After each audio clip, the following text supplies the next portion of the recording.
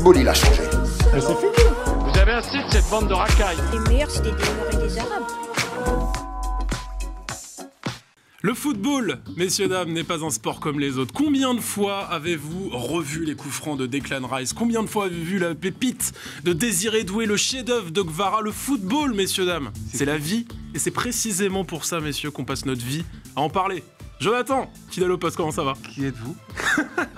Alors, les plus perspicaces d'entre vous auront remarqué que je ne suis pas Alexis. J'allais dire, t'es devenu vachement plus beau, Alexis. Ouais. Il y a des colonnes plus, des colonnes moins. Alexis retenu, malheureusement, et on le salue au Japon, car vous le savez, la natalité est en baisse là-bas, c'est un problème. C'est un peu la mesure de la dernière chance pour Alexis, qui est un homme de partage. Ce qui est quelque chose On l'embrasse, à mettre à son crédit. on l'embrasse. Salut l'artiste, merci Bravo beaucoup. Et merci pour les travaux.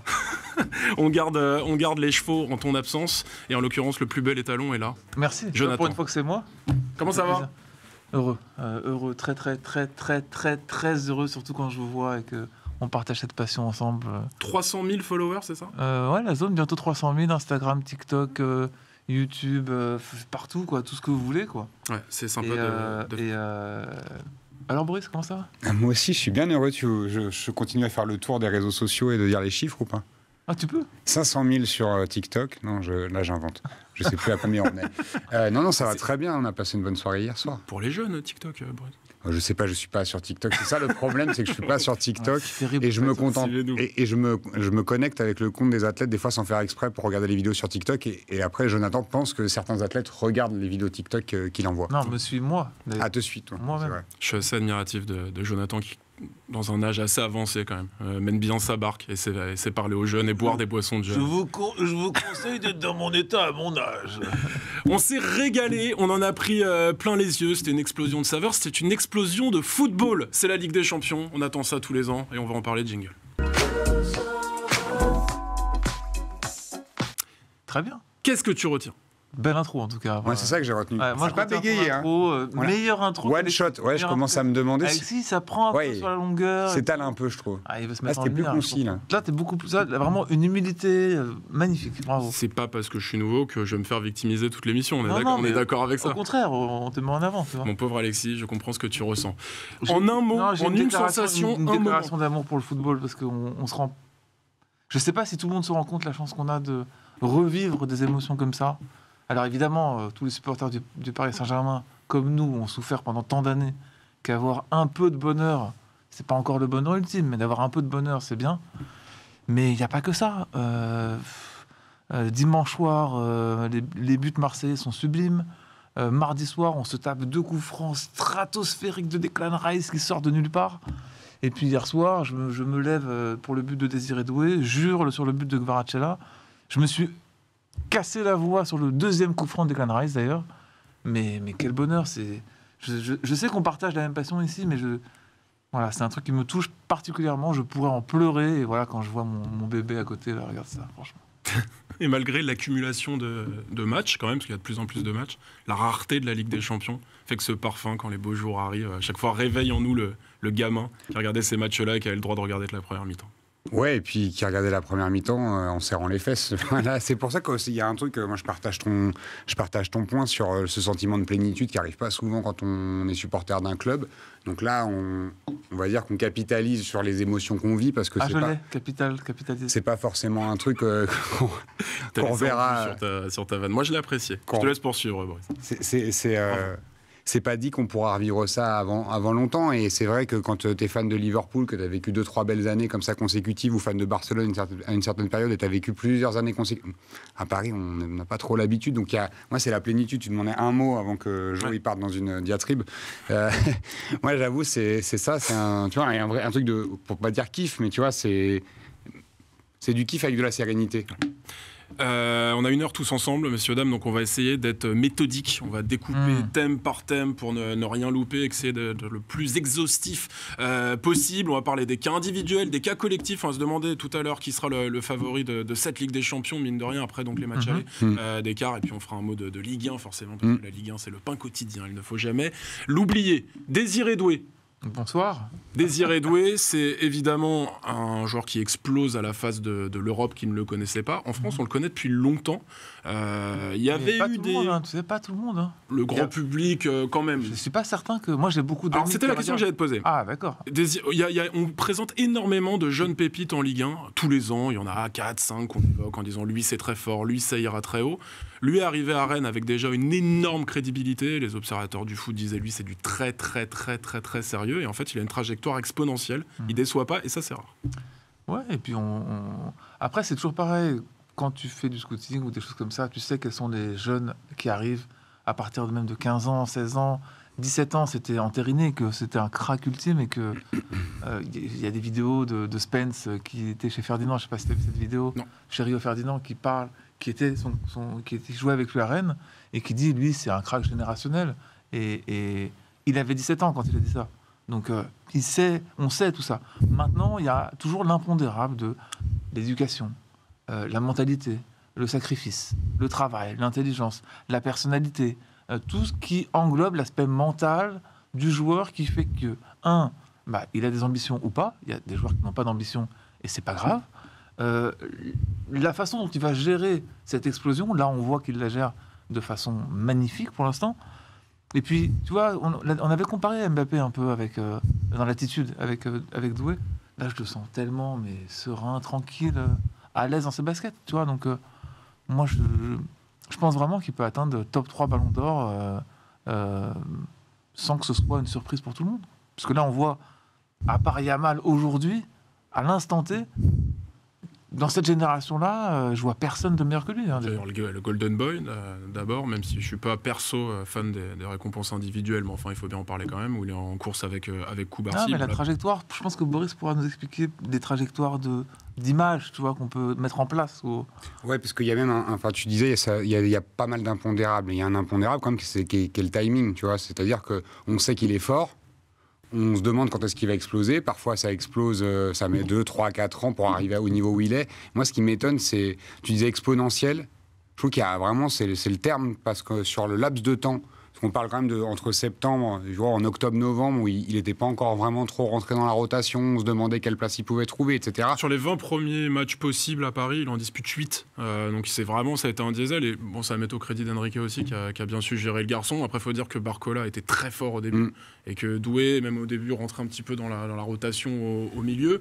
Mais ce qui est frappant, c'est quand même qu'il a un panel de points forts qu'il n'y a pas forcément au PSG. On pense aux frappes de loin, notamment. Après, chacun a son avis sur les joueurs, tu vois, mais je pense personnellement que le meilleur joueur du Paris Saint-Germain, c'est Kvaratskhelia, parce qu'il a tellement de tout, d'expérience en plus, et de contrôle du tempo, des animations offensives, que ce soit les attaques rapides et aussi les attaques placées. Tu sens que c'est lui vraiment le playmaker de l'équipe, même si tu as un Vitinha derrière qui va contrôler la position de l'équipe. Je pense que le meilleur joueur du PSG aujourd'hui, c'est Kvaratskhelia. Dembélé, hier soir, il passe un peu à côté, mais parce que Pau Torres fait un match énorme, on en parlera après, mais voilà. Je trouve dur. De quoi quand même, par rapport à ses standards depuis 3 mois. Vara, c'est déviation décisive de Dembélé sur l'action, passe pour Mendes derrière. Après, il y a du. Je suis d'accord, mais il met 2 buts par match. Par rapport au Dembélé qu'on voit depuis. Si je te dis que le meilleur joueur, pour arriver à cette conclusion, prends le raisonnement de. Si tu es privé d'un joueur, peut-être pas pour le retour, mais on va dire pour si jamais tu te qualifies pour le match aller contre Arsenal, lequel te ferait le plus mal de perdre? Et honnêtement, Vitinha ou Neves, me concernant. Je sais pas ce que tu en penses, toi. Effectivement, les offensifs sont très en vue, mais ils sont pas interchangeables. Mais tu te dis, si t'en perds un et que tu dois en mettre un autre, tu perds pas au change. Si tu perds Vitinha ou Neves... Tu me connais et tu sais qui je vais répondre, je pense, derrière. Moi, après Vitinha, il y a un truc, c'est que Joao Neves, limite, c'est pas que tu peux t'en passer, mais ça me dérangerait moins dans l'apport que Vitinha peut avoir sur le rayonnement du jeu, la variété, le jeu long, le jeu court, les dribbles, la conservation. Il y a quand même beaucoup de choses dans la palette de Vitinha où c'est compliqué de le faire sortir lui. Après, moi, je rejoins Gvara qui va finalement être un peu la même chose que Vitinha, mais pour le front de l'attaque. Et si tu le fais sortir, tu vois, on l'a vu changer de côté beaucoup, dézonner beaucoup, jouer en une touche, conserver, dribbler, provoquer. Enfin, Gvara fait un match incroyable hier. Moi, au-delà du but, parce que je pense que le but, je me le suis revu, je pense encore 3-4 fois ce matin. Elle rentre ou pas? J'ai un pote qui sait toujours pas si elle rentre. Gamel, frère, il y a eu Gamel. Oui, la balle, elle est ressortie. Moi, j'ai attendu qu'elle ressorte pour comprendre qu'elle était rentrée. Il y a eu rentrée. Gamel sur l'arrêt de Martinez, d'ailleurs. Aussi, où il va la chercher. Mais un arrêt de fou furieux. Il a fait des arrêts de malade. Mais après, il a confirmé que c'était un excellent gardien quand tu vois le meilleur gardien du monde. Non, déplaise au Madrilène, pour moi, aujourd'hui, le meilleur gardien du monde. Je pense que il est notamment par le charisme aussi, mais il y a un truc de la personnalité qui va renforcer ça, le leader qu'il est, où tu vois que pour le battre, il faut mettre des buts comme ça. C'est ça que tu retiens quand même. Il double prix Yachine en cours. C'est-à-dire que ça fait 2 ans qu'il est élu par la FIFA meilleur gardien du monde. C'est frappant quand on suit les soirées. Ah, pardon. Ça fait du. Là, normalement, ça fait un bruit insupportable. Voilà. J'arrête tout de suite. Quand on suit les soirées européennes du Paris Saint-Germain. Donc je réponds pas. Regarde-toi, il me semble. Je vais faire chier. Il fait une conférence de 30 minutes. Non, j'ai pas répondu le joueur que j'aimerais pas. Enlever. Et comme je suis. Alors, comment dire comme je vis pour les caméras, comme disent les jeunes, je vais répondre Pacho, moi, tu vois.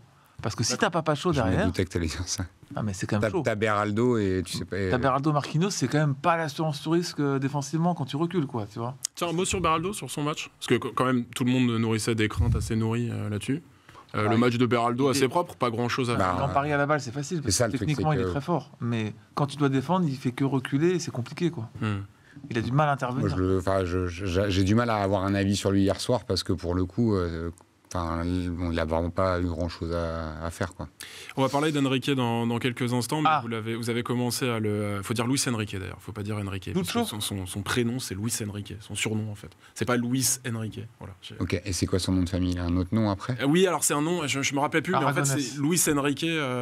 C'est Aragonès, c'est ça? Non, pas du tout. Non, pas du tout. Aragonès, c'est un autre sélectionneur. C'est Luis Enrique, c'est comme Jean-Philippe, si tu veux. Ah, ok. C'est pas Luis Enrique. C'est Louis-Henri, quoi. Exactement. Ok.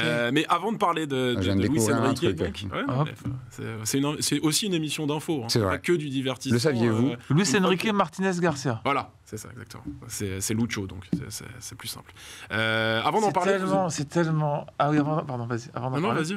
J'allais dire, c'est tellement le meilleur entraîneur possible et imaginable. Voilà. Donc ça s'appelle historiquement. On va en parler tout à l'heure, mais en pour fait, le Paris Jonathan l'a décidé, on en parle maintenant. Alors, moi, j'ai une question. On passe à Enrique, pas de souci. On voulait parler de Kvaratskhelia, on le fera plus tard. C'est marrant que les montants rentrent sur cette soirée, parce que c'est tellement synonyme de Paris Saint-Germain, les montants qui repoussent des frappes de dingue. On se rappelle de Dortmund, on se rappelle de tellement le match au parc et à l'extérieur. Là, c'est barre rentrante pour Doué, c'est poteau rentrant pour Kvaratskhelia. Comment, si on devait le résumer de manière assez concise, qui est quand même ton point fort, comment Luis Enrique a exorcisé ce club? Et on en a parlé après Liverpool déjà. Après Liverpool, on en parlait parce qu'il y avait les décisions qui commençaient au match retour à Liverpool à tourner du côté du PSG. Il y a eu un moment où il y avait une petite faute dans la surface qui n'a pas été donnée en pénalty, qui aurait pu, dans un autre temps ou dans le multivers anti-Paris Saint-Germain chance, être sifflé pour Liverpool. Maintenant, j'ai l'impression que ce qu'il a apporté au cours des mois, des semaines, depuis qu'il est arrivé, il parle de confiance tout le temps. Il parle tout le temps de confiance. D'ailleurs, bien vu Mani la photo, parce qu'il y a Unai Emery au fond, qui lui était vraiment l'illustration des démons du PSG. Et de la fébrilité, surtout. Et puis de la manière dont on jouait avant, qu'on n'aimait pas.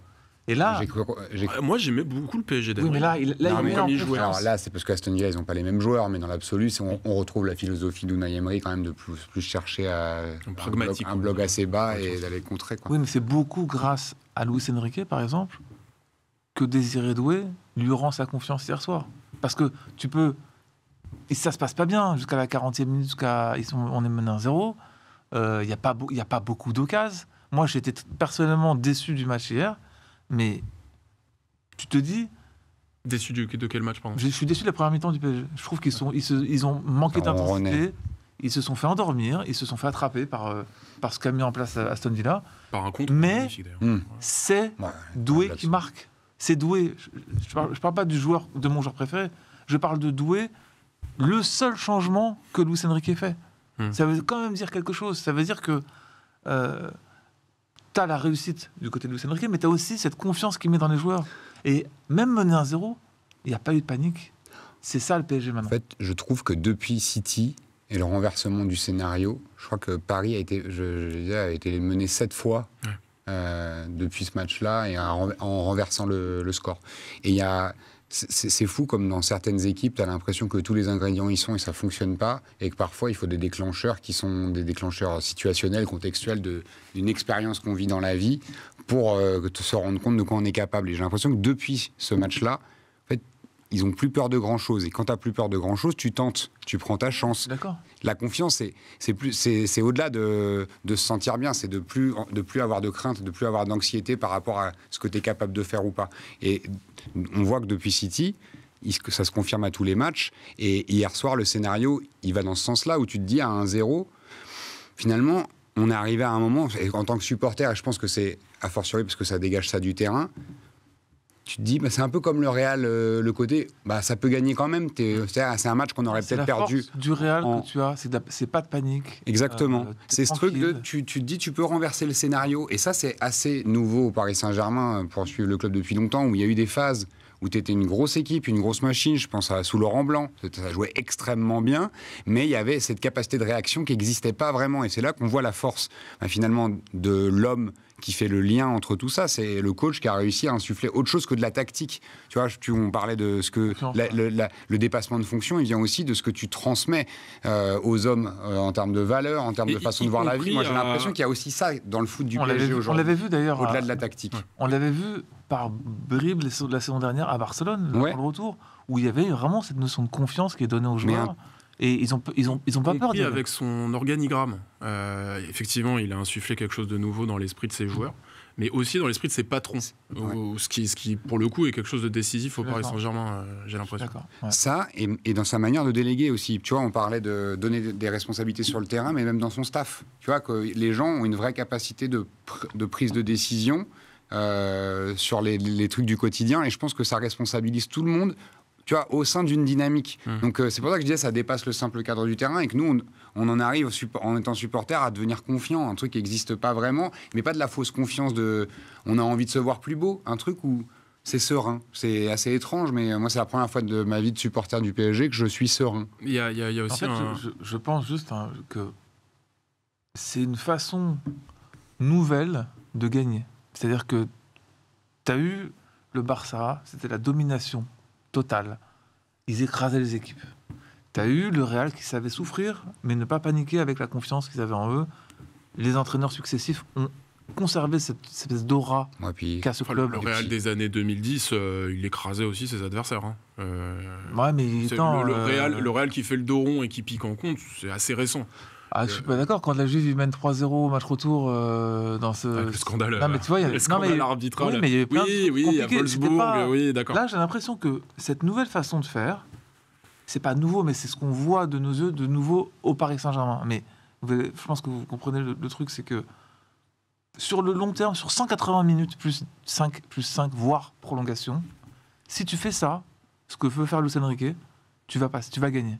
Parce que tu peux prendre un but sur un accident comme ça, mais ça reste un accident par rapport à la maîtrise du match. Même si ils ont été moins bons, je trouve, que contre Liverpool, et moins d'intensité en première mi-temps. En deuxième mi-temps, ils ont un peu joué à la balle pendant 25 minutes à la fin.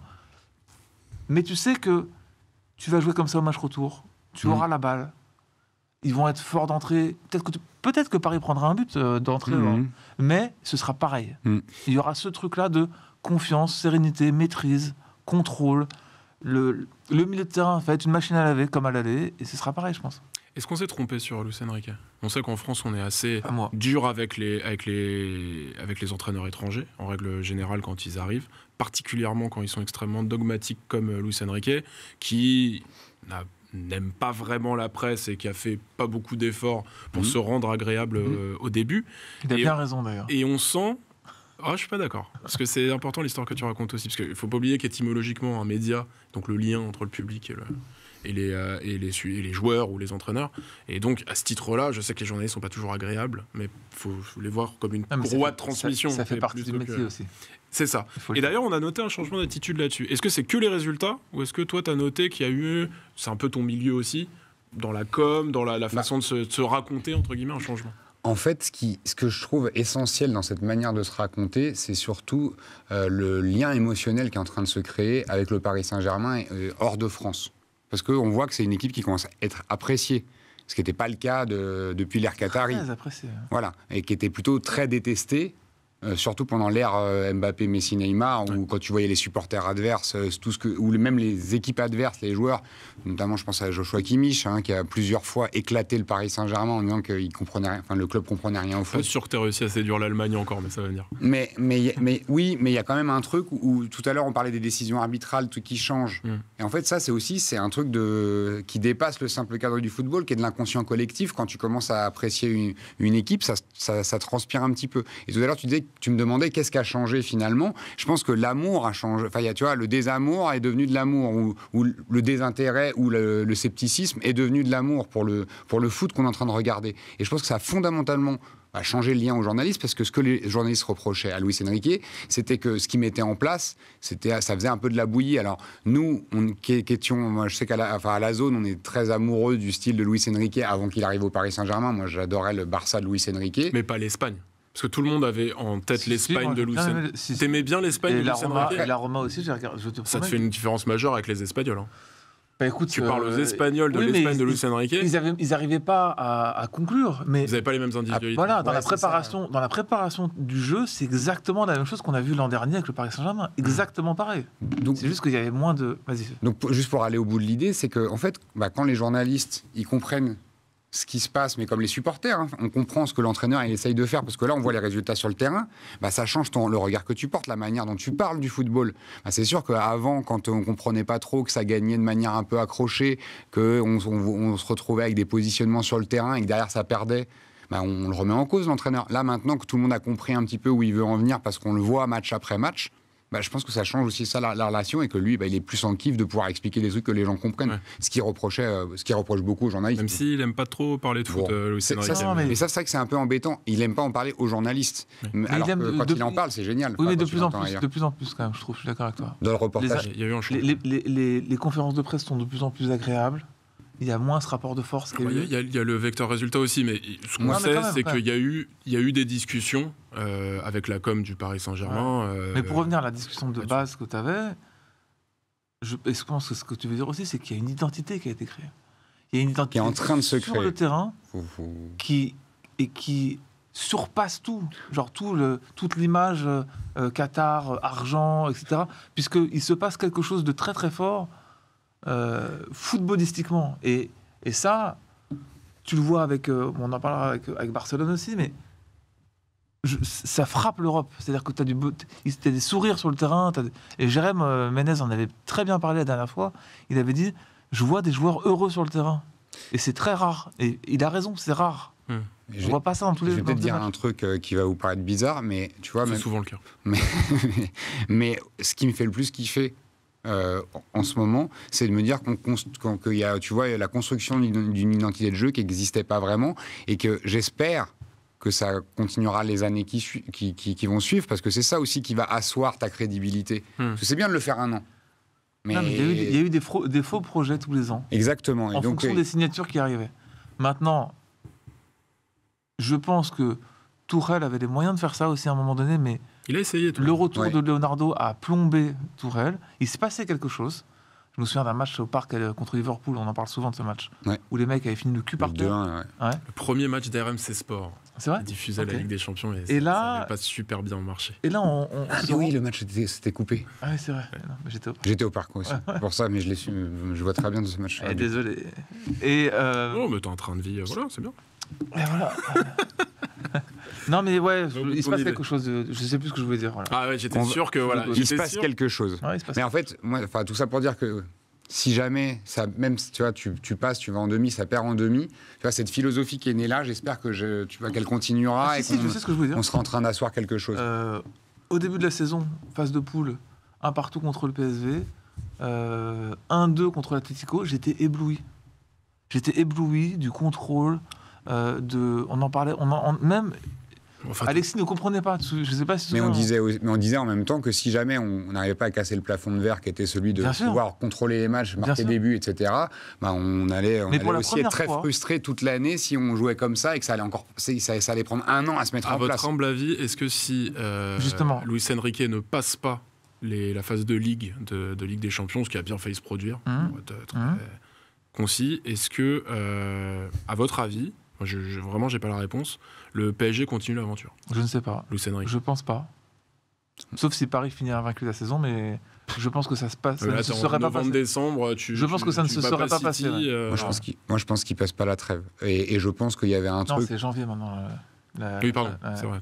Mais aussi parce que, tu vois, je pense que si jamais il n'y a pas cette dynamique qui commence, tu perds les joueurs aussi. Parce que, tu vois... ça grognait un peu dans le vestiaire. Bah oui, ça grognait... je pense que ça grognait pas mal dans le vestiaire, parce que c'est quand même une animation qui demande beaucoup d'efforts intellectuels et physiques, parce qu'il faut voir tout ce qu'ils doivent engranger comme info dans les déplacements, dans les compensations, etc. Ouais. Et quand tu gagnes pas...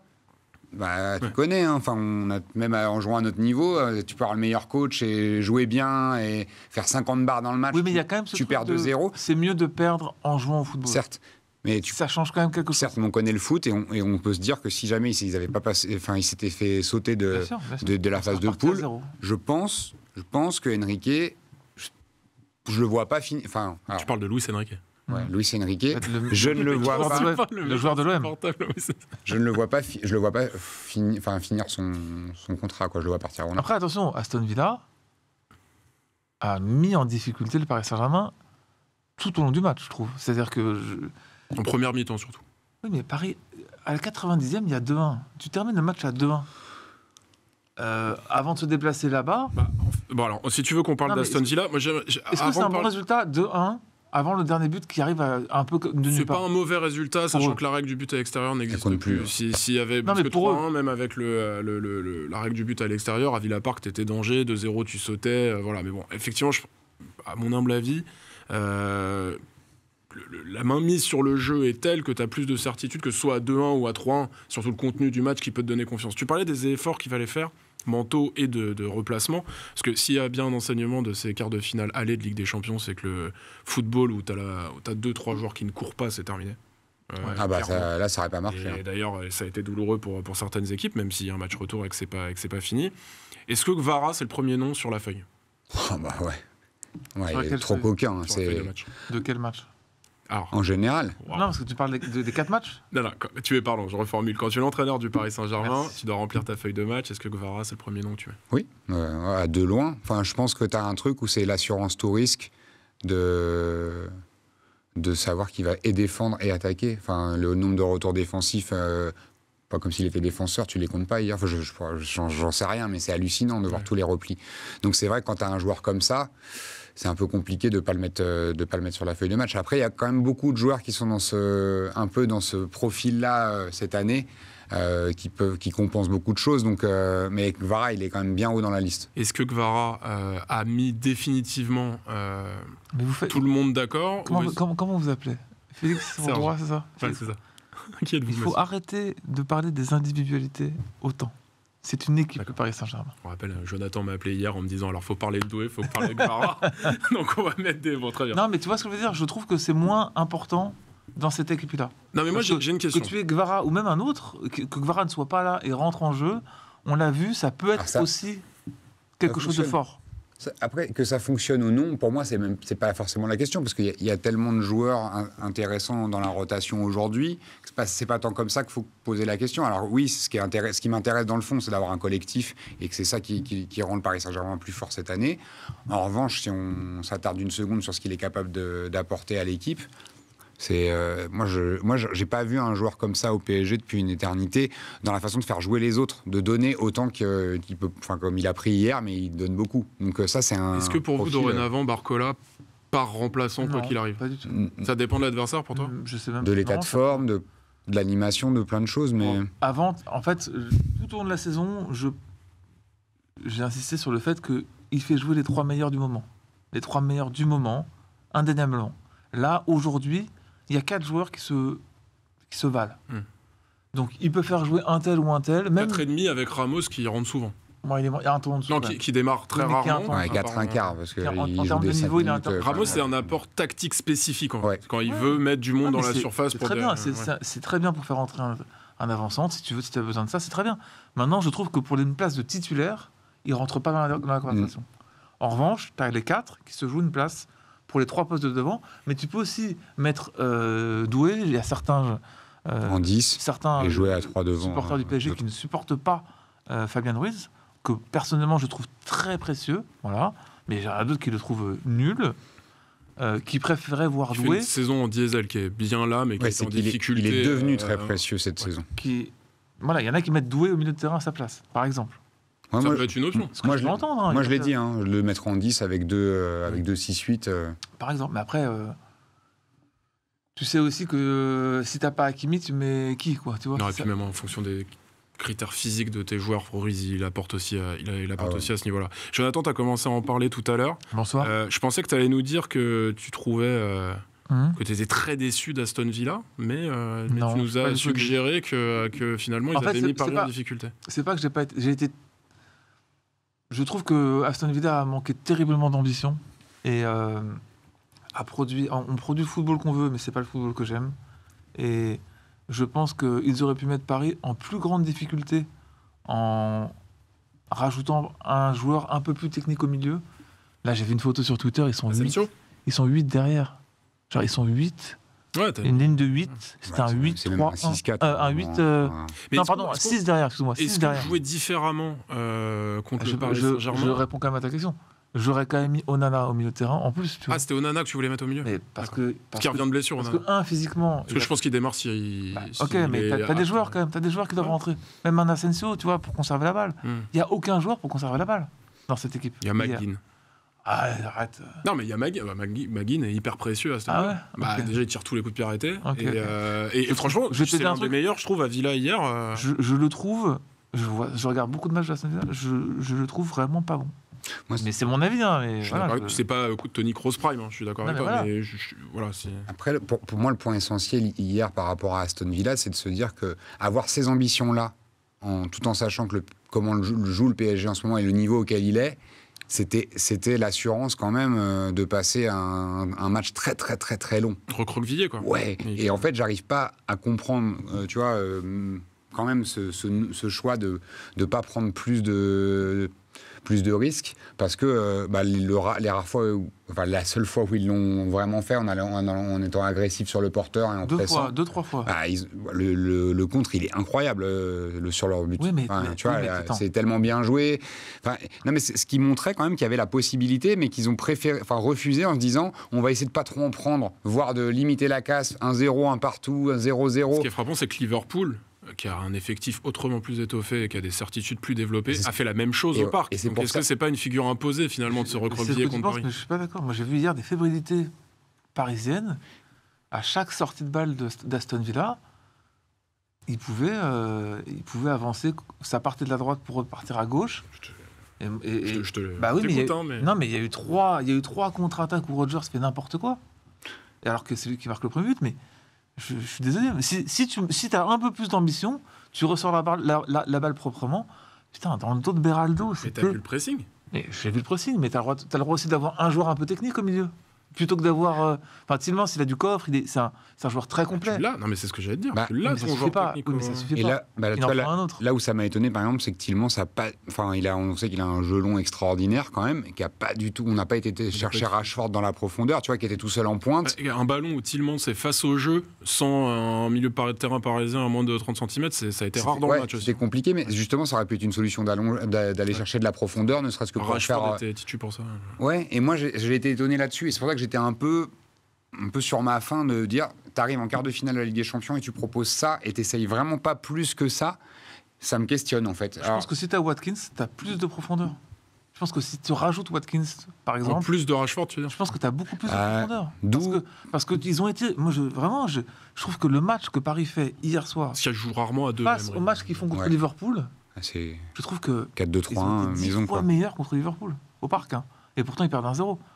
Mais je les ai trouvés beaucoup moins dans l'intensité, tu vois, dans le Joao Neves, tu vois, je l'ai trouvé un peu en dessous encore, tu vois, par rapport à ce qu'il a fait contre Liverpool, encore une fois. Mais voilà, c'est des trucs, c'est des détails. Tu mets un Real hier soir intelligent, en forme, je pense que Paris, ils se font surprendre, vraiment. Ou l'Atlético en phase de poule, le même match. Finalement, le but est un peu le détonateur sur la fébrilité. Tu vois, on a monté le curseur un tout petit peu, parce que c'était pas dégueulasse le début du match. sur du Paris Non, Saint-Germain. très bon, même. Ça ronronnait, en fait. Et c'est là où Exactement. je crois que... Le tout début est très Ouais. bon. Et, Et ensuite, après, tu tu as te- jusqu'au d'occasion, but quoi. et Quand même. jusqu'au but La d'Aston. reprise de Ouais. Nuno Mendes, c'est tout, il n'y a rien. Hein, après. Ah non, Avant le but, c'est Ouais, pas grave.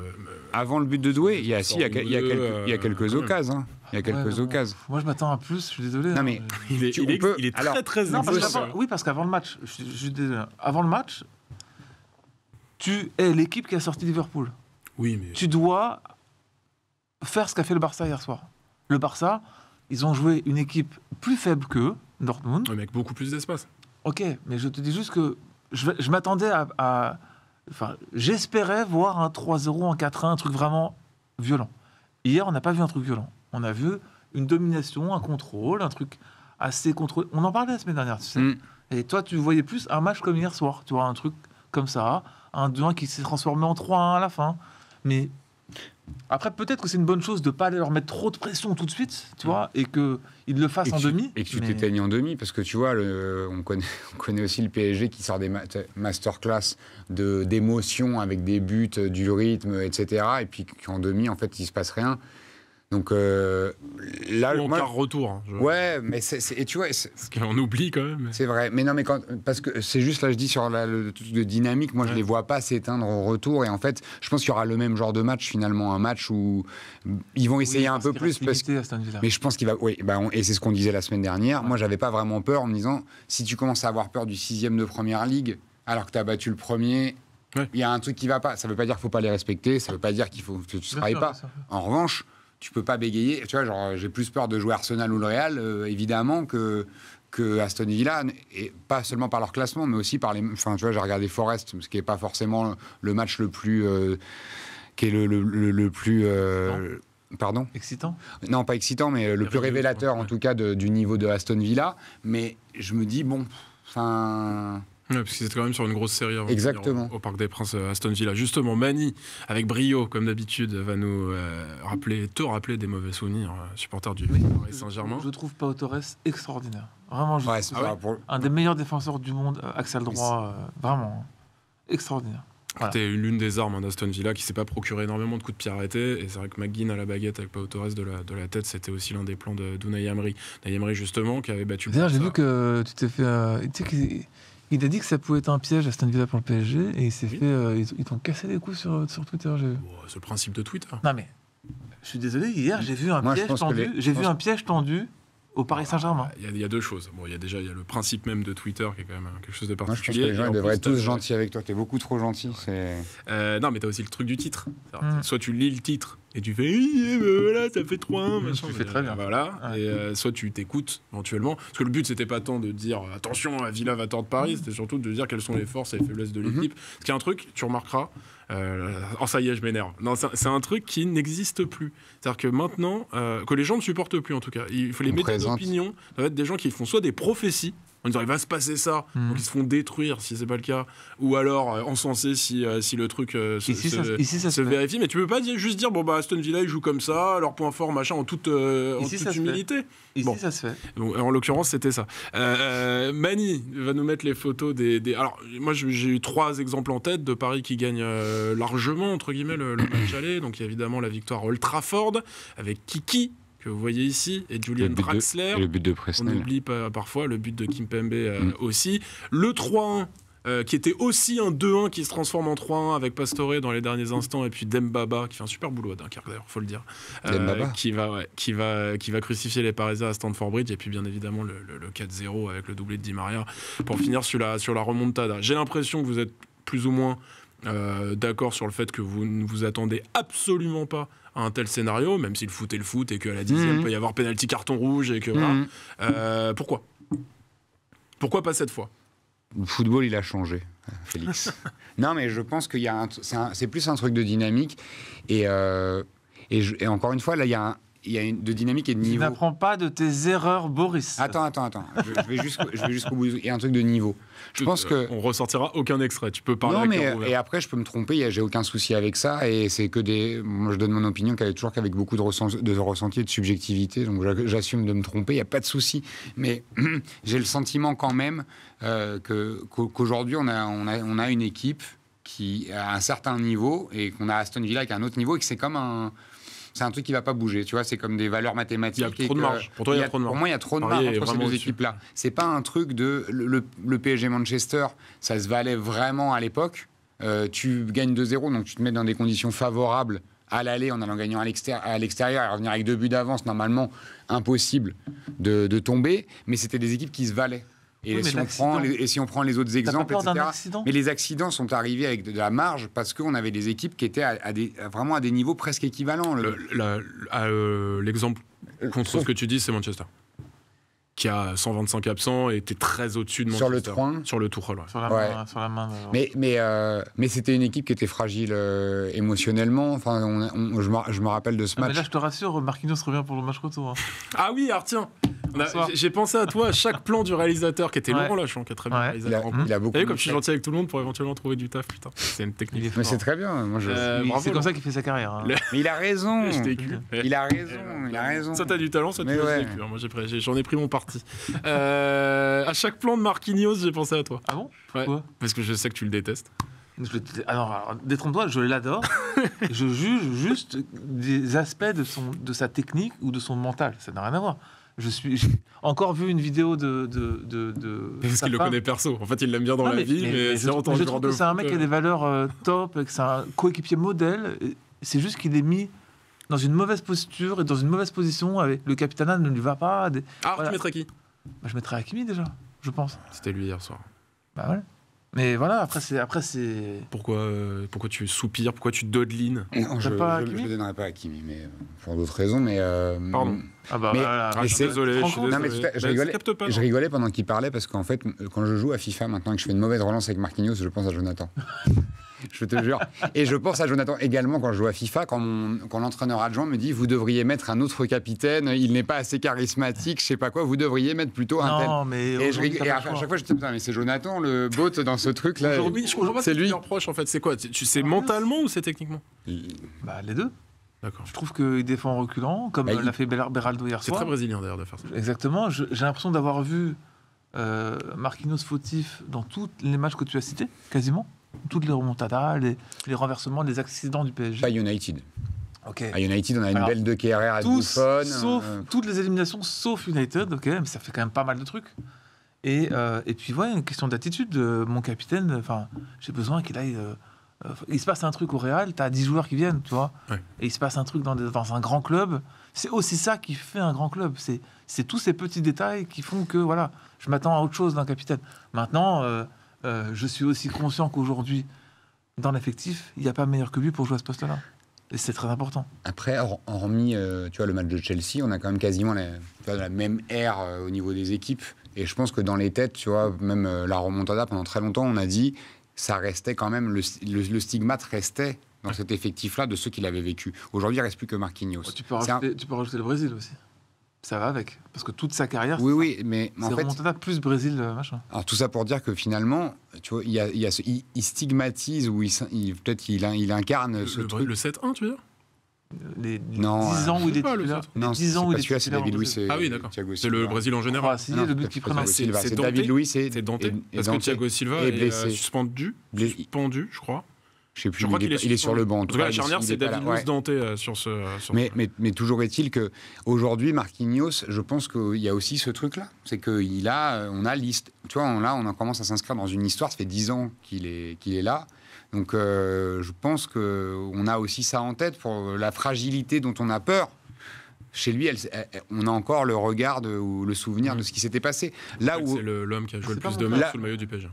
Je ne dis pas que c'est ton cas forcément, mais je pense qu'il y a quand même quelque chose qui existe là-dedans, dans la défiance qu'on peut avoir à son égard en tant que capitaine, en tant que mentalement un peu fragile, de se dire que techniquement, quand il est moins bien, c'est parce que mentalement, il est un peu en panique, etc., etc. Et quand on regarde les autres joueurs, on se dit que ce sentiment de peur de l'échec ou d'une remontada potentielle, d'un truc, il existe beaucoup moins parce que c'est aussi des joueurs qui n'ont pas vécu ces moments-là, et que tu crées une autre histoire avec un autre groupe. Et peut-être avec le club. Pour le moment, l'histoire du club, c'est ce qu'on dit souvent. On apprend. Il me disait tout à l'heure en rigolant, t'apprends pas de tes erreurs, parce qu'on avait toujours ce romantisme avec le club de se dire, il va se passer cette année se passer un truc de différent, et en fait, c'est le même club. Tu te rappelles de la une de l'équipe. Et si c'était vrai. Bah ouais, mais qui fait encore le rire PSG, les supporters de l'Olympique de Marseille. Mais le PSG, c'est une dystopie en permanence. T'as toujours l'impression que. Et puis non. Et puis non, en fait, il oui, se passe pas. Oui, mais là où je te rejoins, c'est que c'est la première année où j'y crois. C'est la première saison où je crois que Paris peut aller au bout en Ligue des Champions. En tout cas, c'est la première année où moi je me dis que j'aime le sentiment de sérénité que cette équipe dégage. Je ne sais pas si s'ils vont gagner, mais je pense que ça peut les emmener plus loin et de dépasser les difficultés qu'ils ont rencontrées. Je parlais du but de la Croatie contre le Brésil. Oui, c'est le but que Paris prend chaque année en Ligue des Champions. C'est Coupe du Monde 2018. L'extérieur de Benzema, Bernabéu aussi. Et même Dunkerque, c'est pour lui. C'est vrai. Dunkerque, il est un peu donc, bref, out of this world. C'est toujours pareil. Comme disent les jeunes. Vous avez fait 45 minutes, une belle mi-temps, une très très belle mi-temps référence sur le Paris Saint-Germain. Avant de passer au reste des matchs de Ligue des Champions et à la Ligue 1, parce qu'il y a un week-end de Ligue 1 incroyable, J29, ça va être fou. Juste en un mot, prono, et puis on ressort les images pour voir si certains d'entre vous ont des dons de voyance pour ce Villa PSG à Birmingham. Les 4 matchs ou pour celui-là ? Non, juste Aston Villa PSG, le retour. 1-2 pour Paris. 3-0 pour Paris. Bon, voilà, c'est net, c'est sans bavure. Merci à vous d'avoir encensé à ce point-là le Paris Saint-Germain et défoncé à ce point-là Jonathan Marquinhos. Je suis absolument pas d'accord avec toi, mais c'est la richesse et la diversité de nos opinions qui font le sel de cette émission. Mani, je t'avais dit que j'allais te challenger. Jingle. Il a la trace de l'oreiller, Mani. Il a le clavier calligraphié sur sa joue droite, mais le jingle est parti. Messieurs, qui est le favori de la Ligue des Champions ? Barcelone. Pourquoi ? Parce que les cotes le disent. Waouh. Très bien pour moi. Moi j'allais dire Barcelone, parce qu'ils me font déjà une belle impression depuis quelques semaines, maintenant. En revanche, hier, ils m'ont fait une impression de malade mental. Je les ai trouvés trop forts. Contre un Dortmund c'est vrai. Vraiment. Va au bout de ta phrase, s'il te plaît. Contre un Dortmund. Contre un Dortmund qui, des 8 équipes présentes en quart de finale de Ligue des Champions, est probablement la plus faible. Ce qui n'enlève rien. Qui a tout de même quasiment le même niveau que l'année dernière. Non. Qui est moins fort que l'année dernière. Ah non. C'est vraiment moins fort. Ils n'étaient pas forts l'année dernière. Non, mais c'est pas les mêmes. Ils ont même en demi, de nouveaux joueurs. Pas fort, le milieu, c'est un autre milieu. T'as pas le même entrain. Jamais de la vie Dortmund, ils vont en finale de Ligue des Champions cette saison. Ils ont joué personne. Bref. Il n'y a plus Mats Hummels. Non, mais c'est des trucs de. T'as aussi un. Mais alors, pour le coup. D'où les regrets lillois d'ailleurs. Pardon, je te laisse poursuivre. Bah ouais, parce que c'est pas une bonne équipe de Dortmund cette année, et notamment en Bundesliga. Ouais. Bon, mais pour autant. Tu vois, ça mis à part, oui, ils n'étaient pas ouf hier. Et ils ont surtout, c'est surtout tactiquement que je n'ai pas trop compris quand tu es si faible. Tu vois, là, partir à l'abordage quand même autant dans le match pour faire si peu de choses offensivement. Et que mais derrière, ils ont pris des vagues. C'était tellement beau à voir jouer. Ouais, au-delà de trop fort, c'était magnifique en fait. C'était beau. La vitesse à laquelle ça allait. Je regrette que ce soit à Montjuic et pas au Camp Nou. Ah ouais, mais moi j'ai pris des tartes. Mais en plus, tu vois, De Jong qu'on enterrait quand même il y a un an, où on se disait. Même en début de saison. Ouais, parce qu'en fait, on restait sur la saison dernière. On se dit De Jong, qu'est-ce qu'il va foutre ? Quel gâchis. Ouais, voilà. Et il va aller finir à Manchester United. Maintenant, c'est le cimetière des éléphants. Tu vois, on envoie tout le monde là-bas. Donc De Jong était sur la liste et finalement il fait un match hyper bon hier. Mon Pedri, j'en parle même pas parce que c'est un film que Alexis aime bien là. C'est un film de voilà. Et puis tu vois, je suis moins fan de Rafinha depuis toujours. Bon, il prend la profondeur, c'est cool, mais je le vois pas au niveau du Barça où j'ai un peu de mal. Je sens en décalage avec le club. Là, et puis il y a aussi l'éternel Lewandowski aussi. Mais je l'ai trouvé. C'est surtout Rafinha, je l'ai trouvé trop fort hier. C'était tout ça pour dire ça, c'est que Rafinha, les ballons d'or, t'es surpris ? Ça me ferait quand même mal au cul. Parce que c'est pas le type de joueur, je trouve que, il fait plein de choses très bien, mais c'est pas. C'est comme moi, il veut des ballons d'or que des numéros 10. Non, mais il préfère Yamal, évidemment. Ah bah ouais, tous les jours. Pour moi, il y a pas. Pour moi, il y a pas. Attention à l'Inter. Me disais-tu au téléphone. Oui, non, mais de toute façon, pour le Barça, c'est simple, ils ont joué l'adversaire idéal pour. Oui.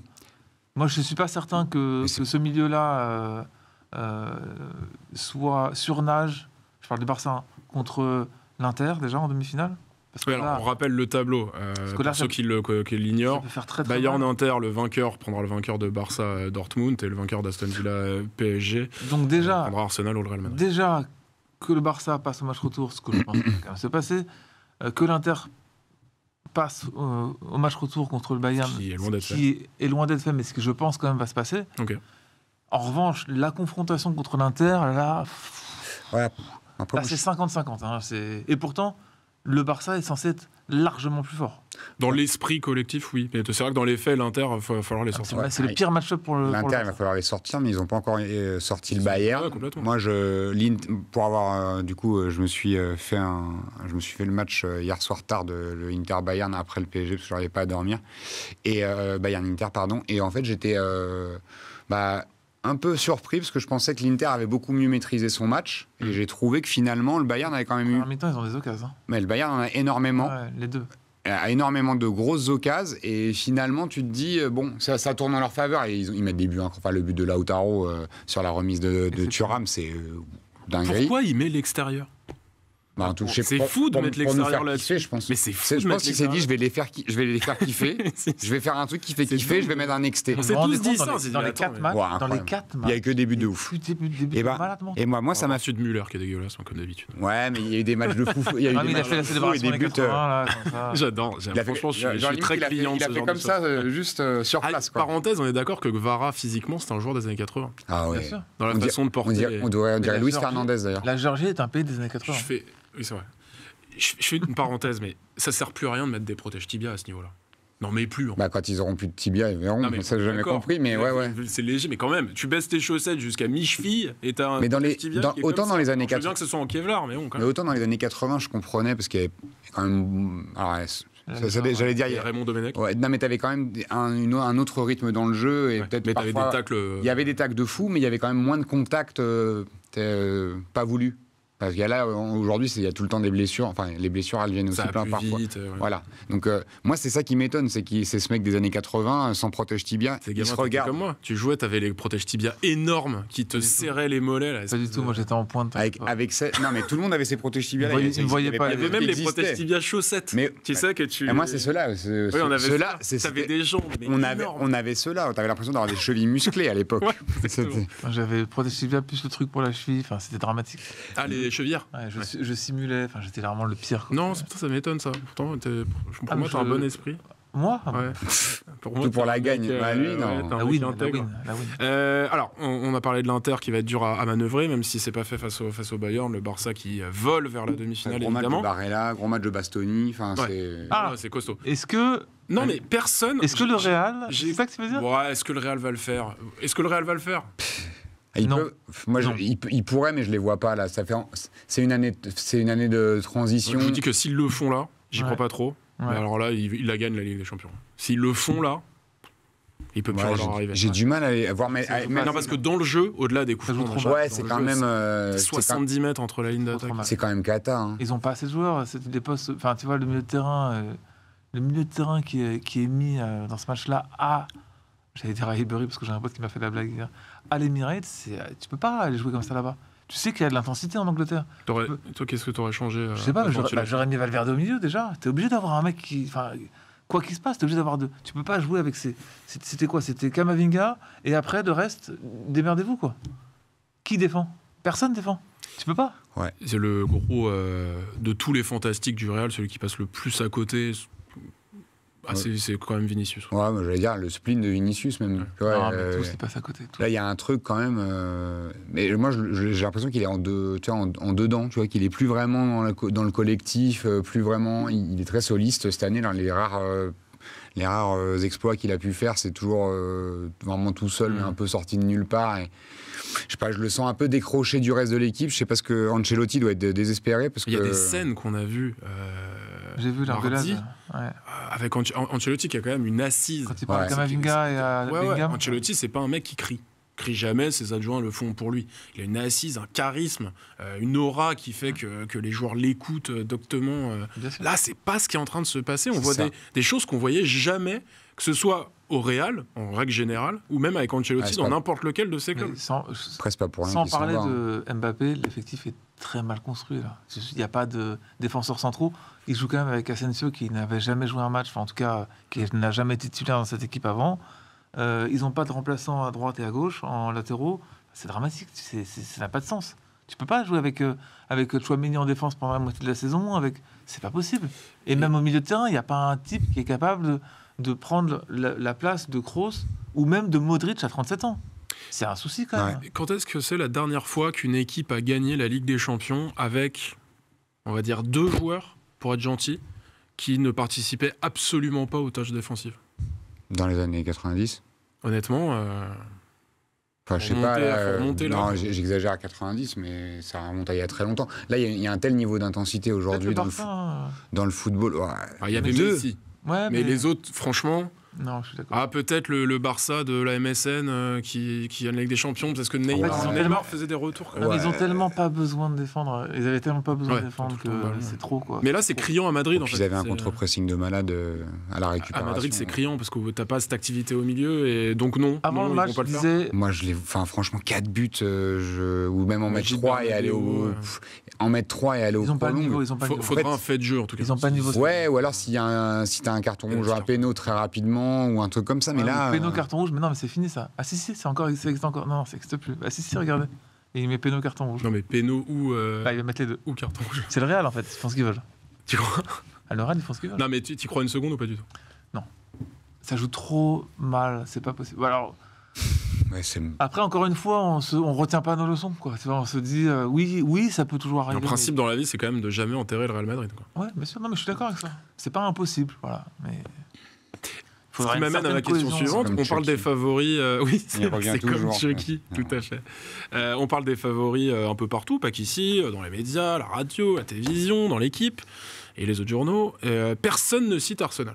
Parce que bon, Arsenal a pris une grosse option. Imaginons qu'ils sortent le Real Madrid. Ils m'ont pas impressionné. Moi, ça m'interpelle quand même. Je me dis qu'une équipe qui est capable de faire ça, même contre un Real malade. Ouais. Ils m'ont pas impressionné malgré le 3-0 qu'ils ont envoyé. Ils ont du mal à avoir de la présence dans la surface. Et jusqu'au but de Merino, ils n'ont pas eu une occasion. S'il y a une frappe sur Courtois qui est repoussée. Courtois, il fait quand même des triples parades à des moments. Ouais, mais il y a plein de centres qui ne sont pas pris de Saka qui fait des diffs. Fallait être très bon pour te convaincre. Parce que là, je crois que entre le Paris qui rate sa première mi-temps. En fait, j'ai trouvé plus que le Real a été catastrophique. Que Arsenal, pour moi, c'est les deux. Que Arsenal a été très très fort. Pour moi, c'est les deux. Et il y a un autre truc, c'est que, en fait, pour moi, ce qui contraste un petit peu la perception qu'on a de ce match-là, c'est qu'il a fallu attendre quasiment la 70e pour avoir un but et que ça finit à 3-0. Donc on a l'impression que c'est un peu un coup de chatte. Moi, c'est un peu comme ça qu'en discutant autour de moi ou en regardant des trucs, comme si, mais ils ont mis 2 coups francs. Mais ils ont quand même eu des occasions avant dans le match. Il ne s'est pas rien passé. Non, mais c'est là où ça m'inquiète. Oui, le but de Merino, c'est un chef-d'œuvre. Mais encore une fois, Courtois, il fait au moins 2 gros arrêts sur des. Je sais pas. Il n'y a pas une tête de Rice aussi à un moment. Il y a ça. Il y a une énorme frappe aussi qui sort. Qui part en lucarne. Et il y a un double-triple arrêt à un moment sur une autre occasion. Moi, ils m'ont impressionné. Moi, j'ai trouvé qu'ils les avaient mis beaucoup en difficulté. Ils ont tellement lâché le Real. Enfin, dans les têtes, ça s'est vu que j'y crois pas. C'est ça. Alors. Voilà, donc ce qui a contrasté aussi, c'est de se dire la performance du Real sur ce match-là, elle est tellement médiocre que est-ce que Arsenal était si fort? On peut se poser la question, mais en même temps, faut quand même mettre ces 3 buts-là. Il y a quand même des joueurs de classe mondiale à beaucoup de postes dans cette équipe, et que la Ligue des Champions, quand s'il reste que 4 équipes, finalement c'est faisable. Le truc, donc, me dis, je les vois pas en dessous. Arsenal, pour gagner, il faut potentiellement sortir le PSG. Et potentiellement gagner contre le Barça ou l'Inter. Et la combinaison des 2 trucs, je trouve ça trop compliqué. Pour eux. Je les vois pas en dessous, mais c'est pas eux que je mets en favori, évidemment. Les prophéties sont lancées, messieurs, dames. On va quitter la piste aux étoiles pour aller à l'entrée de la boîte, là où se bousculent justement les aspirants qui veulent disputer la Ligue des Champions. Il y a Check-and-Drake qui est devant la bouche. Ça sent un peu le vomi et le tinto. Après, on fréquente, manifestement, on fréquente les mêmes établissements. Mon cher, la rive droite de Paris. Mon cher Mani, jungle. La Ligue 1, avec des chocs. Deux gros chocs, je crois. Moi, je suis très Ligue 1, vous le savez. On est très Ligue 1. On est très Ligue 1. Champions, c'est voilà, mais les chocs sont énormes. Il y a 7 équipes, allez, on va dire 6, qui peuvent prétendre à disputer la Ligue des Champions la saison prochaine, alors qu'on est au crépuscule de la saison. Et là, qu'est-ce qui se passe pour la J29 ? Monaco-Marseille, donc Ouais. Marseille à domicile face à Monaco, on est d'accord, Ouais. on connaît la procédure. Et c'est celui qui me hype, comme disent les jeunes, le plus, Strasbourg-Nice à la Méno. On commence par Monaco-Marseille. Ok. Marseille va peut-être, Jonathan, finir par s'en sortir, c'est-à-dire accrocher avec des champions qui est vital pour le club, malgré toutes leurs lacunes. Finalement, ça peut le faire. Je pense qu'à un moment donné, dans les clubs qui sont 2e, 3e du championnat, tu peux pas continuer à perdre des matchs tout le temps. Ils ont perdu 4 matchs sur 5 avant le match contre Toulouse. J'ai dit la même chose la semaine dernière. Je suis persuadé que ce Monaco-Marseille va faire un match nul qui va arranger les deux équipes au final. Et que ensuite, après ça, Marseille, c'est autoroute quasiment jusqu'à la fin. Et ils finiront, je le redis encore, 2e championnat. Monaco a gagné le derby à Louis II il y a 15 jours, avant de chuter à Brest. C'est fou comme les chutes de Monaco sont maintenant anticipables. Tout le monde avait dit qu'ils allaient perdre à Brest. Et ils ont perdu à Brest dans les dernières secondes parce que... Mais ça va être un match... attention, il faut prévenir les gens. Ça va pas être un beau match. Ah bon ? Bah, Pourquoi ? l'attaque de Marseille est quand même... Alors déjà, il y a Christophe Josse et Daniel Bravo. Donc déjà, je peux pas te laisser dire ça, parce que moi, c'est mes préférés. C'est vrai. C'est 17h ? Ouais, 17h bid. Énorme, ça va être magnifique. 17h bid. Est-ce que Daniel Bravo, il aura ses lunettes fumées bleues? Ah, mais en plus, Daniel Bravo J'espère. à Monaco... Il habite à côté en plus. Hein, donc, Il va venir à pied, je pense. Non, mais sans ironie aucune, je le dis, moi, je sais que les gens, voilà, il y a une espèce de mode... Non, moi j'adore Moi, Daniel j'aime Bravo. bien, Non, j'adore Daniel Bravo. Oui, j'adore Christophe Josse aussi. Monaco-Marseille. On va avoir le Monaco de face à Nice, déterminé, fort dans les impacts, ou on va avoir le Monaco qui n'a pas de gardien et qui a la morale dans les chaussettes de Brest, à ton avis? Un peu des deux. J'attends de voir ce que Marseille va faire. La semaine dernière, je les voyais gagner plus facilement contre Toulouse. Ouais. Je pensais que ça serait un match plus simple. Ça leur a pour fait du eux. bien. On a vu les scènes en fin de match. Ça leur a fait du bien et je pense justement, là ça fait de nous 2 émissions qu'on est un peu dans ce truc de J32 en se disant la journée 32, ça va être ouais. la journée un peu de basculement, en tout cas sur la fin du championnat. L'antépénultième. de la Et, saison, je me rappelle. et c'est vrai que la semaine passée, donc on parlait de Marseille, on disait ils vont gagner contre Toulouse et finalement ils vont se remettre sur les bons rails et ça va dérouler. Moi je pense qu'ils vont aller gagner à Monaco, même si Monaco leur rendra pas la tâche facile. Je pense pas qu'on aura le Monaco de la semaine dernière à Brest, mais je suis pas sûr qu'ils auront la tâche aussi facile contre Nice. Et Je sors mon cahier comme chaque semaine. Alors, il m'angoisse quand ils s'en sont. Et je pense que il y a un truc avec l'OM, c'est que là finalement, c'est un club et a fortiori cette année, c'est une équipe encore plus qui va avoir besoin de confiance, mais pas, enfin pour pouvoir finir dans un peu la tête à l'endroit. Je suis pas sûr qu'ils récupèrent beaucoup de leurs blessés, etc. Donc il va falloir que De Zerbi composent un petit peu et ça va être électrique et compliqué jusqu'à la fin de la saison. Je pense entre eux dans la dynamique, mais sur le terrain, je pense que ça va dérouler. T'as 2 équipes quand même qui ont une défense très très faible, très faible, je trouve. Ah bah là, Moi, je vois quand même Monaco en dessous. Ouais. Non mais tu parles défensivement. Ouais. Là il y a pas Balerdi en plus, t'as Cornelius. La différence, c'est que Marseille a roulé dans les buts. Et que mais après la différence. Est-ce que Kondogbia va jouer encore dans la charnière marseillaise? Qu'est-ce que Mais d'ailleurs, la charnière marseillaise. Catastrophique. Et moi j'ai une question à vous. Je pèse mes mots. J'ai une question à vous poser, c'est pourquoi Kondogbia joue axe gauche, je sais pas, dans l'axe tout court.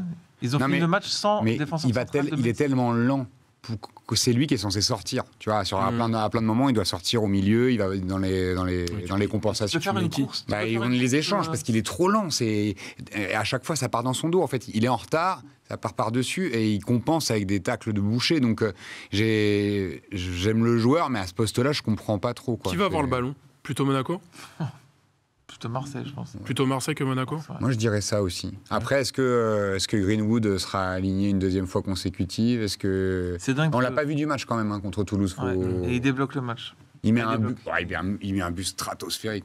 J'avoue que Moi, j'ai toujours remarqué. Je dis toujours. J'étais dans le train. Je revenais du pour tout vous dire. De L'OM Montpellier, pardon. à l'extérieur depuis le début de la saison, 0 match nul. Ah, ça gagne ou ça perd? Non, je pense qu'il y a match nul là. Statistiquement, il faut que ça arrive. Il faut que ça arrive à un moment donné. Ça, c'est le mec au PMU qui te dit le 17, il tombe jamais. Donc il va tomber là. Non, alors que c'est des mieux que tirages ça. différents à chaque fois. C'est le mec qui fait des 14 sur 14 de l'autofoot. Ah ouais? qui te dit ça. Ah, mais c'est pour ça que tu as ce train de vie là? Parce que tu Exactement. fais fortune au jeu? Alors, nous parlerons de moi dans la prochaine émission. Incroyable. Strasbourg-Nice. Alors Strasbourg, c'est l'équipe fraîcheur, c'est l'équipe sensation. Tout le monde a envie d'être ami avec les gens du vestiaire de Strasbourg, qui est donc le plus jeune d'Europe, parmi les 5 grands championnats, qui est une expression qui n'existe qu'en France. D'ailleurs, Ailleurs en Europe, on ne parle pas des 5 grands championnats. d'ailleurs, on n'est embrasse pas la Alexis, Ligue 1. on embrasse Alexis qui est dans le Oui. vestiaire en train de danser avec les Ouais, joueurs non, de mais Strasbourg. c'est Faut le dire quand même. C'est génial, on adore ce groupe. Ils marquent, ils font 7 célébrations différentes. Moi, je suis l'arbitre, au bout d'un moment, je leur dis, les gars, tu peux pas faire et CR7, et les doigts comme ça, et la danse, et la deuxième danse. Et attendez, il glisser manquait sur les machin, il genoux. revient, il va Non, faire non, la et l'autre, danse. il arrive, il fait la guitare, machin. Bon, c'est génial, on s'éclate. Bon, les J'adore. adversaires un peu moins. Corentin Tolisso, parenthèse, était Très vénère. bien agacé sur la déroute lyonnaise à la Méno, c'était à 15 jours. Ah ouais, le 3-2. C'est un sacré Ouais. CSC alors, parce que lui, il est quand même toujours en train de se jeter. Enfin, très bonne saison, hein, attention. Mais sur cet aspect-là, attention, il n'est pas toujours très. Tout ça pour vous dire que Strasbourg reçoit Nice. Nice, c'est même plus malade, là. C'est au-delà de. Là, ils ont 39 de fièvre, ils ont la bouillotte, Mais si t'avais regardé sur les si pieds. tu avais regardé l'émission la semaine dernière, je l'ai annoncé. T'as annoncé quoi? Que Nice serait malade? Que Nice perdrait des points contre. Donc pour toi, c'est victoire Contre- Strasbourg à la Méno, dans une ambiance de je fou. t'ai expliqué un truc très simple. Moi, je te dis oui. C'est oui? Ouais, moi, c'est oui fort. J'adore Strasbourg, j'adore le Racing cette année. Je regarde tous les matchs du Racing. Depuis, je pense, le mois de octobre-novembre. J'ai découvert. Je suis tombé un peu par hasard sur un match à eux et j'ai pas décroché. Franchement, je les vois pas en Ligue des Champions, mais j'espère qu'ils vont le faire. Enfin, Pour l'instant, ils sont dans les 4. Possible, hein.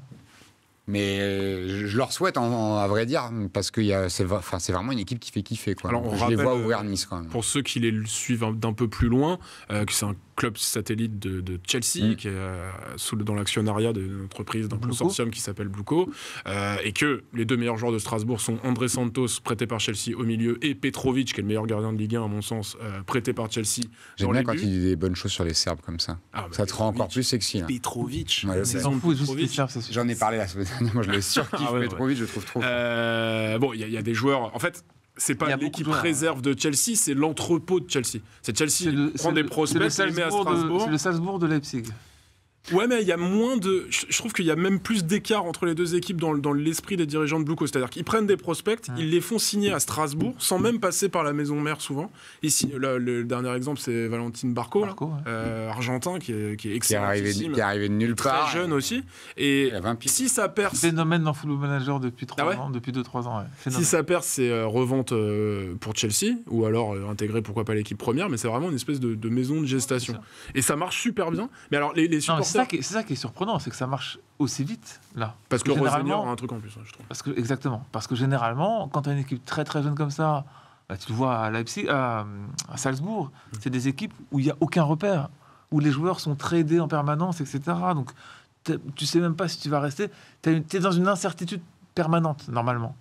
Mais c'est encore une fois le grand talent du coach. On parlait de Luis Enrique tout à l'heure, mais Rosenior, il arrive à créer un lien dans l'équipe, et ça, c'est très très fort. Ils parlent pas tous la même langue. Alors justement, il c'est dingue, quand même. y a Khalifa Cissé qui est son adjoint et qui est son pote depuis qu'ils se sont fréquentés en Angleterre, qui traduit tout en permanence. Alors moi, ça m'est arrivé de faire le bord-terrain à Strasbourg. Incroyable. Alors déjà, c'est le banc, c'est du divertissement. T'as que des adjoints. Alors il y a 2-3 adjoints de Rosenior, c'est des espèces de geeks football managers qui ont 30 ans, qui passent leur match à se foutre de la gueule de l'arbitre, des adversaires en anglais avec un accent du nord de Londres, mais c'est à mourir de rire, vraiment c'est très drôle. Ou alors à hurler sur Emega tout le match parce qu'il se replace pas. Et dans les vestiaires, Khalifa Cissé traduit tout ce que dit Rosenior toute la journée en direct live. Quoi. C'est fou quoi. Comme doit Hervé être fatigant. Renard. Ouais, voilà, c'est ça. Comme Hervé Renard. C'est épuisant. Avec son. En fait, il dit des trucs machin parce que bon, ils Traducteur. sont pas tous anglophones quoi, Ouais, les joueurs. Et alors, juste pour peut-être atténuer un peu cette confiance, Morera n'est pas là. Et Morera est très. Il a pris 2 matchs, si je dis pas de bêtises, ce qui est quand même très con alors que la victoire était assurée face à Reims. Et ça peut faire mal à Strasbourg contre Nice. D'accord. Moi, je souhaite peut-être. vraiment, mais pas pour la même raison que toi, que Strasbourg gagne, puisque dans ma logique, après, il y a un Strasbourg PSG. Donc, je veux qu'ils gagnent tous les matchs avant pour ne pas gagner celui-là, quoi. Tu vois, et qu'il y ait un match Parce que nul. tu veux le record. parce que je veux que Paris... Après, moi, on a fait un peu le déroulé dans une des émissions. Moi, je ne vois pas Paris perdre les matchs qui arrivent. Donc, non, mais c'est ça entre les deux matchs d'Arsenal. Je te refais pas le coup du penalty plus rouge, parce que ça devient épuisant. Ça peut toujours arriver. Mais tu vois, c'est toujours, tout à l'heure, je parlais de mes écarts de niveau. Et je vois pas, pour moi, ils peuvent gagner tous les matchs qu'ils veulent, Strasbourg. Et je leur souhaite, mais je pense qu'ils ne gagneront pas contre Paris. Tu vois, ambiance de fou. Même entre les deux matchs avec des champions de la demi-finale potentielle. Ouais. C'est dur quand même. Si tu fais tourner l'équipe. Et alors, il nous reste quoi 2-3 minutes, donc j'aimerais avoir ton avis là-dessus. Ambiance de fou, tu disais, on rappelle qu'il y a une tribune de la Méno qui est celle qui est derrière les bancs, d'ailleurs, qui est en travaux, parce que sinon l'ambiance sera encore plus construire le musée impressionnante. Ouais, exactement. Il va être beau, la Méno, quand il sera fini. Je sais pas quand ce sera, mais parce qu'ils vont faire chaque tribune les unes après les autres. Je crois que c'est 2026. Ouais, ça va être, là, pour l'instant, c'est pas terrible, les abords, parce qu'il y a des échafaudages partout. Et il y a donc ces 15 minutes de grève systématique des supporters au début du match qui sont contre la multipropriété. Je vais essayer de la faire courte, mais t'es supporter de Strasbourg. Tu suis le Racing depuis la remontée. Strasbourg qui était quasiment passé dans le monde amateur. Et Marc Keller qui fait un projet de ils étaient mon amateur. Ils étaient, oui, ils n'avaient pas perdu. Tu deviens un club satellite. Comme on l'a dit, tes deux meilleurs joueurs ne t'appartiennent pas. Donc ils vont partir cet été, Ligue des Champions ou pas. Petrovic a peut-être une chance, mais André Santos, c'est sûr. Il y en a qui se disent en fait mon club est mort. Je me régale sur le terrain, mais en fait c'est pas mon club, c'est un satellite de Chelsea. Qu'est-ce que t'en penses, toi ? Je pense que je comprends ce mec-là. Je partage pas son avis parce qu'on a vécu à peu près la même chose avec le Paris Saint-Germain où le club a changé totalement d'identité et c'est dur de retrouver, même encore aujourd'hui. On le retrouve un peu aujourd'hui, tu vois. Mais là, non mais j'y arrive. Mais juste, il faut comprendre quelque chose, c'est que ça t'apporte une chance d'avoir une sécurité financière pour ton club déjà de maintien en Ligue 1, parce que tu sais pas ce qui peut se passer. Ça peut aller très vite. Tu vois, tu as des clubs qui, Montpellier, il y a 2-3 ans, tu te dis pas que là, ils vont descendre, tu vois. Tu passes d'un budget de 60 millions à quasiment 110, donc tu fais quasiment x2 ton budget, et tu as la chance d'avoir des joueurs que tu n'aurais jamais pu avoir. Donc je comprends le type qui perd son identité de club. Ça fait 30 ans qu'il est au club, il allait voir les matchs en CFA, ok, j'entends tout ça. Mais il faut aussi se rendre compte que c'est une chance de pouvoir aller jouer la Ligue des Champions, que tu n'aurais jamais pu avoir. Puisque, alors, je vais spoil les gens, mais aujourd'hui, c'est le football qui décide... c'est l'argent qui décide dans le football. Donc, tu n'as que très peu d'exemples viables sur le long terme. Très, très, très, très peu. Après, moi, il y a un truc que j'interroge quand même par rapport à ce contexte-là, c'est de se dire que si tant est que tu gagnes les matchs, j'ai un peu de mal à comprendre le truc de dépossession, parce que je vais prendre l'exemple de Troyes, avec Manchester City, par exemple, où là, pour le coup, ça a eu un impact sur le club, parce qu'il est descendu quasiment dans la foulée, on ramène des joueurs, ça leur balance un joueur pendant 6 mois en prêt, ça le reprend. J'ai pas l'impression. Il y a plusieurs clubs comme ça, satellite. Mais j'ai pas l'impression que ça soit le même genre de fonctionnement à Strasbourg et dans ce qu'ils ont construit comme effectif, dans la complémentarité aussi des joueurs, et que c'est pas seulement genre on a prêté les joueurs pour les faire jouer. Il y a un vrai truc de cohérence, en tout cas dans le groupe, et dans les profils qui ont été choisis, et de ça sur 2 ou 3 saisons. Oui, t'as raison. Alors, notamment Dylan Bakwa, qui n'est pas forcément un prospect qui vient de Bordeaux, qui était très bon, qui est excellentissime sur son flanc droit. Qui a été plusieurs fois meilleur passeur à des moments de la saison, là, qui est en tout cas bien classé au niveau des passeurs. Ils ont gardé Habib Diarra, le capitaine, Ismaël Doucouré derrière, donc il y a quand même une structure. Mais ça m'énerve quand même, ça, parce que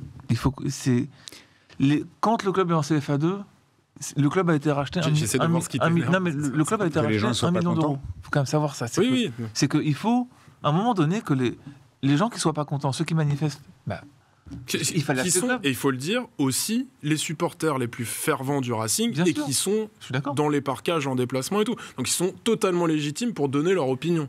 Pas pour gérer le club, mais pour moi s'exprimer. Tout le monde est légitime pour donner son opinion. Genre, non, mais je veux dire, eux, il n'y a pas un match qui loupe, quoi. On ne peut pas les taxer.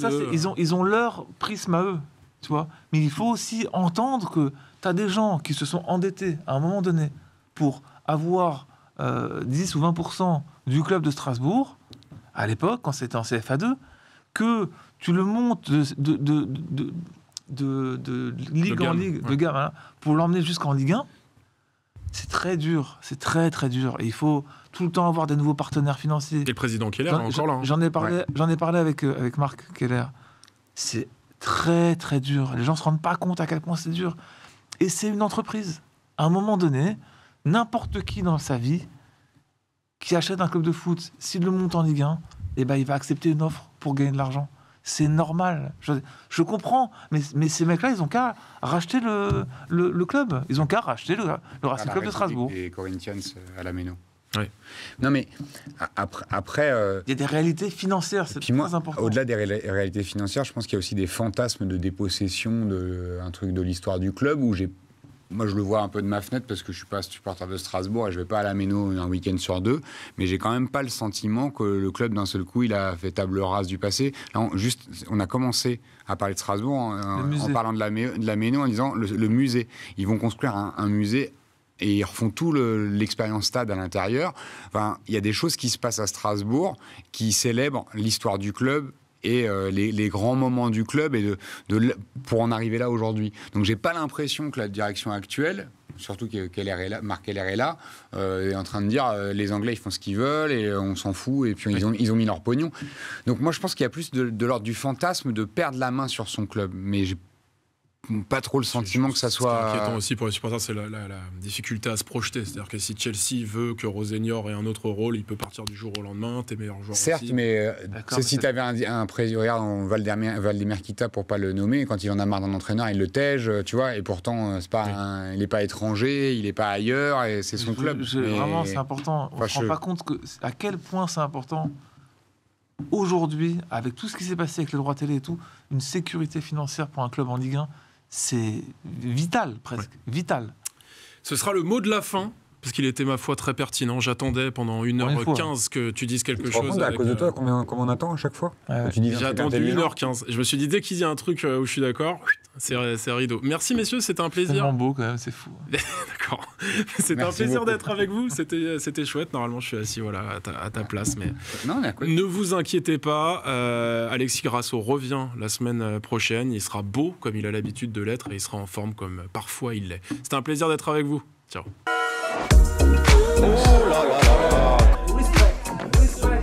Le football, il a changé. Vous avez assez de cette bande de racailles. Les meilleurs, c'est des Démeurs et des Arabes.